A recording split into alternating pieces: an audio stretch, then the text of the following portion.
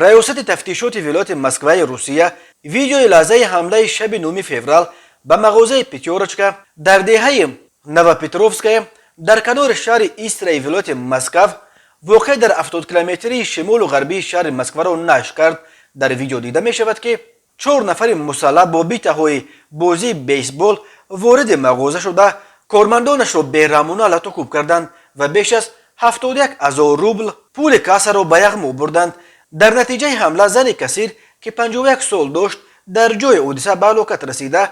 مدیر مغازه پیتیورچکا و شوهر او را با جراحت‌های وزنین در بیمارستان بستری کردند. غارتگران را با ایز گرم در دهه چسنکوف تقریبا 50 کیلومتر دورتر از محله حمله دستگیر کردند. ریاست تفتیشاتی دستگیر شده ها را 4 شهروند یکی از کشورهای همسایه نام برد و اسم یگان کشور را نآورد، ولی رسانه‌های روسی با تکیه به منابع خود خبر دادند که دستگیر شدگان همه زادگان تاجیکستانند. تلگرام کانال شوت خبر داد که آنها از 18 تا 41 سال داشته مستقیما در حمله 3 نفر آنها اشتراک داشتند و یکی دیگر در ماشین منتظر شریکانش بوده است. ایزوستیا نیز دستگیر شدگان را زادگان تاجیکستان گفت، ولی به اطلاع این نشریه آنها از 18 تا 24 سال دارند. شعبه تفتیشات شهر ایسترا این قضیه را بر اساس 2 ماده کودکس جنایتی روسیه قسم 4 ماده 162 غارتگری و قسم 4 ماده 111 رسانیدن ضرر وزنین به سلامتی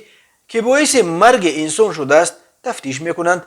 اکنون به 4 نفر دستگیر شده برای 71,000 روبل به یغما بردهشان برای غارتگری از 8 تا 15 سال زندان و برای کشتن زن کثیر نیز تا 15 سال زندان تهدید میکند. قرار است به زودی به ضد این 4 نفر عیبنامه اعلان گردیده آنها را به حبس پیشکی بگیرند.